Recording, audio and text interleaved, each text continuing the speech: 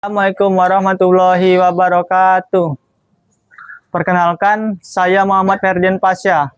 Perkenalkan, nama saya Ahmad Sofyan Pohan. Di video praktek kali ini, kami akan mempraktekkan viskositas dan bidang miring. Berikut adalah bahan yang dibutuhkan untuk praktek. Yang pertama adalah mistar. Mistar ini digunakan untuk mengukur sudut kemiringan benda miring. Yang kedua adalah ekar. Ekar ini berguna untuk dijatuhkan dalam benda miring dan mengukur seberapa cepat ekar ini akan jatuh.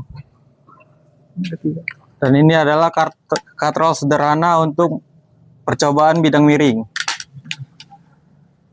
Dan selanjutnya kami akan menunjukkan bahan dan benda untuk viskositas. Ini adalah fluida tingkat tinggi yang menggunakan tepung.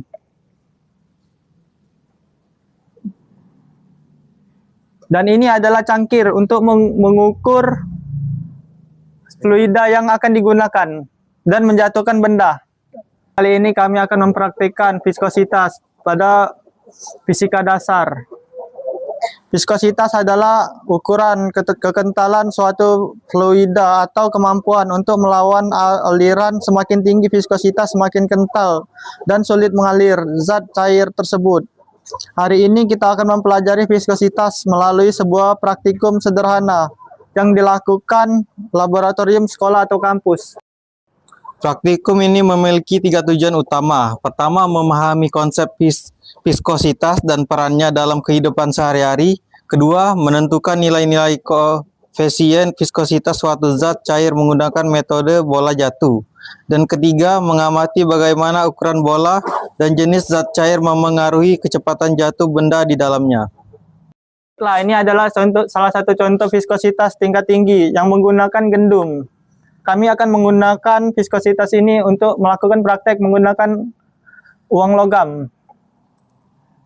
Di praktek kali ini kami akan menggunakan dengan takaran 200 mili.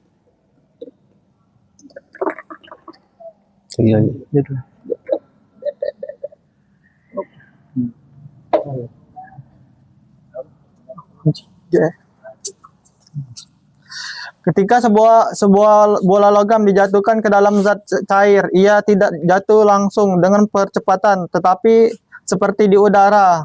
Di dalam cairan, bola mengalami 3 gaya utama: gaya berat, gaya apung, dan gaya gesek.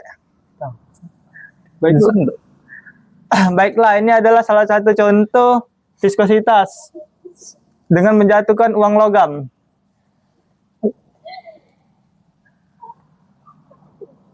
Tentang bidang miring. Bidang miring bukan hanya teori di buku pelajaran, tetapi juga diterapkan dalam kehidupan sehari-hari, mulai dari jalan yang menanjak di pegunungan, landasan pesawat, hingga alat bantu angkat barang di gudang. Melalui praktek ini kita akan memahami bagaimana bidang miring dapat mempermudah usaha manusia dalam menggerakkan benda.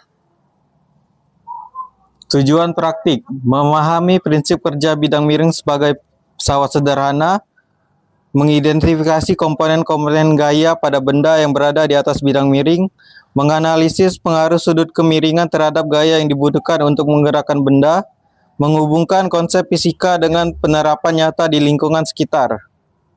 Saya akan memberikan penjelasan singkat tentang bidang miring. Bidang miring adalah permukaan datar yang ditempatkan miring terhadap bidang horizontal sehingga membentuk sudut tertentu.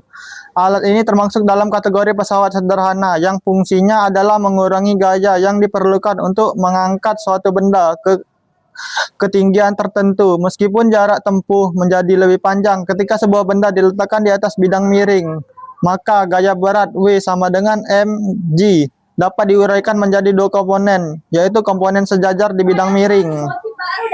Di sini kami sudah menyiapkan bahan untuk melakukan praktek sederhana dalam bidang miring. Ini adalah katrol sederhana yang akan digunakan dalam praktek bidang miring kali ini. Sesuai dengan yang kami jelaskan sebelumnya, ketika suatu benda dijatuhkan dari suatu bidang miring akan langsung jatuh. Sudah.